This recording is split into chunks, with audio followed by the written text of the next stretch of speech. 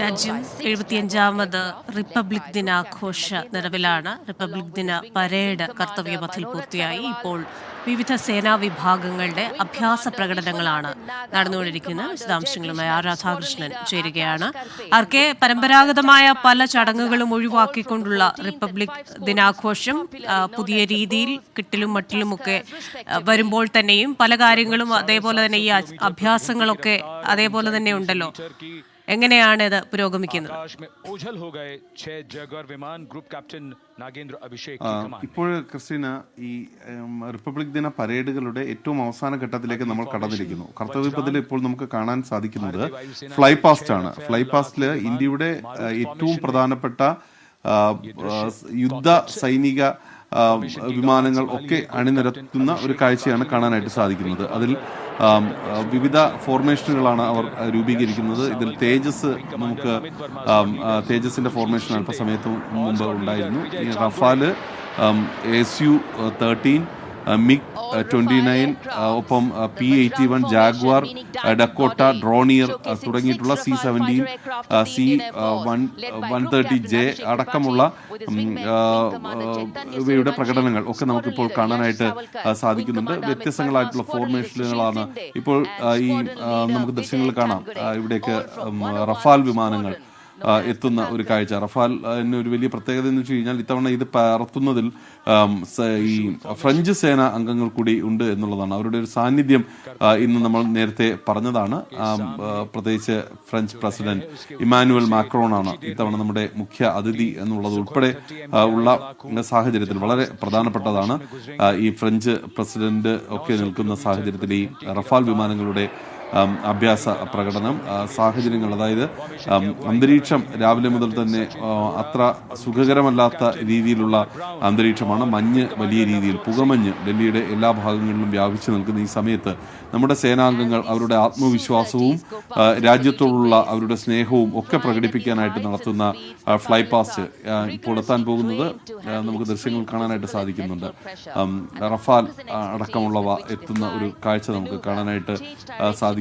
ഞാൻ നേരത്തെ പറഞ്ഞുകൊണ്ട് വളരെ പ്രധാനപ്പെട്ടതാണ് ഇപ്പോൾ ഈ റഫാലിന്റെ ഈ പ്രകടനം ഇത്തവണത്തെ ഈ റിപ്പബ്ലിക് ദിനാഘോഷങ്ങളുടെ ഭാഗമായിട്ട്. ഒപ്പം നമ്മുടെ തന്നെ വളരെ പ്രധാനപ്പെട്ട തേജസ് ഉൾപ്പെടെയുള്ളവയുടെ പ്രകടനങ്ങളും ഈ കർത്തവ്യപഥ് ഇപ്പോൾ വേദിയായിക്കൊണ്ട് ഇരിക്കുകയാണ്.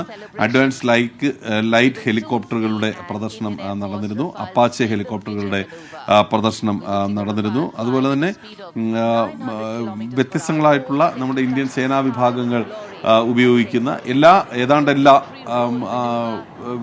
വിമാനങ്ങളുടെയും പ്രദർശനം, ഹെലികോപ്റ്ററുകളുടെയും പ്രദർശനം ഇവിടെ നടക്കുന്നു എന്നുള്ളതാണ് ഈ 75ാം റിപ്പബ്ലിക് ദിന ആഘോഷ ദിവസത്തിലെ ഏറ്റവും അവസാനത്തെ കാഴ്ച എന്ന രീതിയിൽ ഈ ഫ്ലൈ പാസ്റ്റുകളെ നമുക്ക് കാണാനായിട്ട് സാധിക്കുക. ഫ്ലൈ പാസ്റ്റുകൾ നടക്കുന്ന ഒരു ദൃശ്യമാണ് നമുക്ക് ഇപ്പോൾ കാണാൻ സാധിക്കുന്നത്. ഇന്ത്യയെ സംബന്ധിച്ച് ഇന്ത്യയുടെ വ്യോമസേന നൽകിക്കൊണ്ടിരിക്കുന്ന സംഭാവനകൾ അത് വളരെ വലുതാണ്. പല ഏറ്റവും അടിയന്തരമായിട്ടുള്ള സാഹചര്യങ്ങളിൽ, അത് കാർഗിൽ മുതലുള്ള ഘട്ടങ്ങളിലൊക്കെ വിവിധ സൈനിക നടപടികളുടെ സാഹചര്യങ്ങളിലൊക്കെ നമുക്ക് ഇന്ത്യൻ വ്യോമസേന നൽകിയ സംഭാവനകൾ എത്രത്തോളം വിലപ്പെട്ടതാണ് എന്ന് അറിയാം. ലോകത്തിലെ തന്നെ ഏറ്റവും മികച്ച സൈനിക വ്യോമസേനകളിൽ ഒന്ന് നമ്മുടേതാണ് എന്ന അഭിമാനം കൂടി നമുക്കുണ്ട്. ആ ഘട്ടത്തിലാണ് ഈ ആകാശക്കരുത്ത് വിളിച്ചറിയിച്ചുകൊണ്ട് നമ്മുടെ വ്യോമസേനാ അംഗങ്ങൾ ആകാശത്തിൽ ഈ വിസ്മയം കാഴ്ച വയ്ക്കുന്നത്. അതിന്റെ ഭാഗമായിട്ടാണ് ഈ ഫ്ലൈ പാസ്റ്റ് നടക്കുന്നത്. ദിവസങ്ങൾ നീണ്ട പരിശീലനത്തിന് എല്ലാം